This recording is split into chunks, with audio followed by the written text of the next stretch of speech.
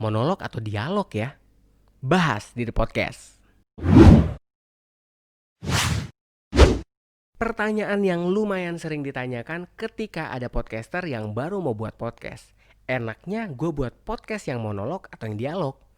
Nah, sebenarnya kalau kita mau ngomong formula dari podcast, gak ada yang namanya formula resminya. Ketika kalian mau buat podcast, itu wajib monolog atau dialog. Nah, tetapi kalau kalian minta saran atau kalian ngasih pertanyaan, kita akan coba bahas di The Podcast episode hari ini. Nah, terkait dengan yang namanya pembuatan podcast monolog atau dialog, yang pertama saran gue adalah kalian harus tahu dulu alasan kenapa kalian memilih monolog atau kenapa kalian memilih dialog. Jangan sampai ketika kalian ingin membuat podcast monolog atau dialog, konsep ini kalian tiru dari podcaster idola kalian atau podcaster yang kalian sering dengerin. Jadi misalnya contoh, abang gue pengen buat podcast yang dialog nih bang. Kenapa? Karena gue lagi doyan dengerin si ini di podcastnya ini. Sehingga gue merasa bahwa gue bisa buat podcast yang dialog. Atau bang, gue lagi suka buat podcast monolog nih. Karena kelihatannya si A itu buat podcast enak banget ngomongnya monolog. Simple. Nah, hal ini adalah hal yang keliru ketika kalian menentukan konsep podcast. Karena bisa jadi alasan ini adalah alasan yang kurang kuat untuk mendasari konten podcast kalian.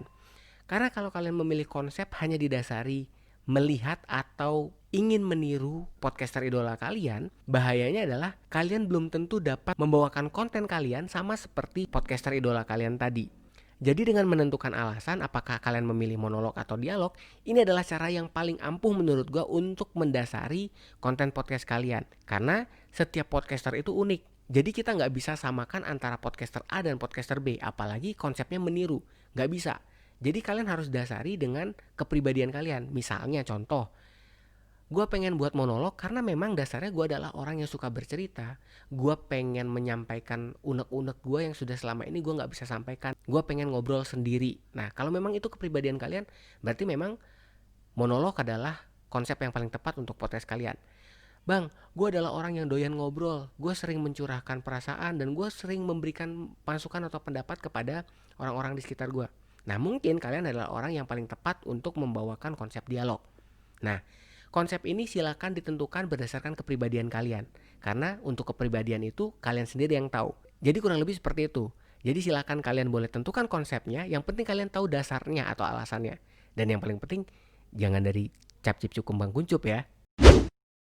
Bang, gua udah mencoba untuk mencari alasan kenapa gua pilih dialog atau monolog. Tapi gua masih belum ketemu nih kira-kira yang pas. Oke, kalau gitu kita akan coba bahas dari sisi yang kedua, yaitu kita akan membahas dari sisi kelebihan dari monolog atau dialog. Nah, sebenarnya terkait dengan kelebihan dari monolog atau dialog ini banyak banget.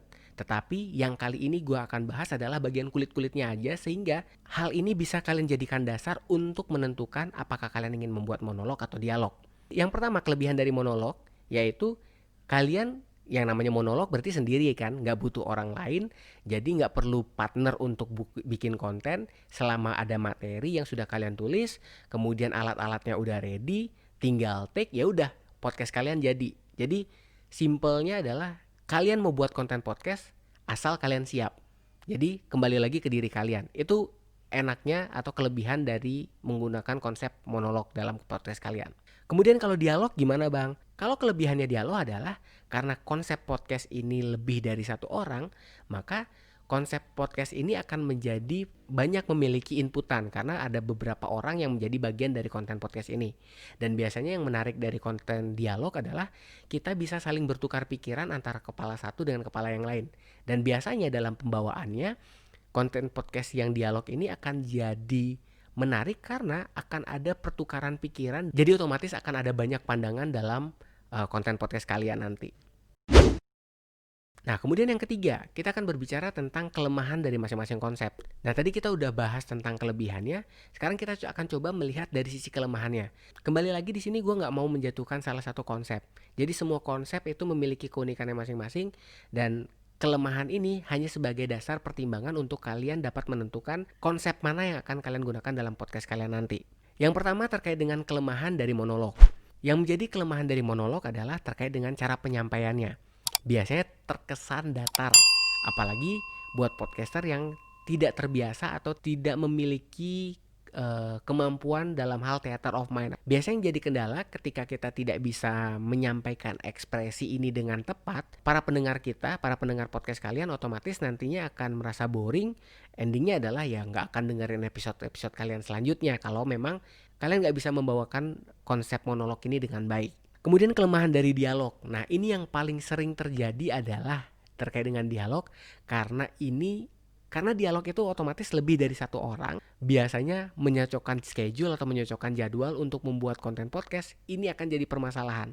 Apalagi salah satu dari podcaster itu memiliki tanggung jawab di luar konten yang dia garap. Nah, itu kalau yang dialog. Nah, kalau yang konsepnya interview, biasanya ini akan jadi permasalahan adalah menentukan siapa narasumber kita. Karena mungkin kita mengenal banyak orang di sekitar kita yang mau jadi narasumber. Tetapi ketika kita ajak untuk, yuk kita ngobrol di podcast gue yuk. Endingnya adalah mereka bilang, gue gak pede nih ngomong di depan umum. Mereka malu untuk speak up walaupun mereka sebenarnya berprestasi.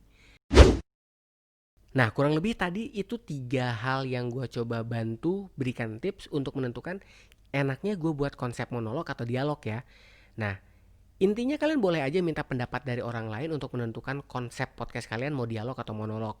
Tapi kembali lagi kepada podcaster itu sendiri. Dimana strength kalian, ya kalian yang tahu. Dan tadi gue berikan beberapa pendapat terkait dengan kelebihan dan kelemahannya. Nah, jika kalian bisa menutupi kelebihan dan kelemahannya, berarti itu adalah konsep yang cocok untuk kalian.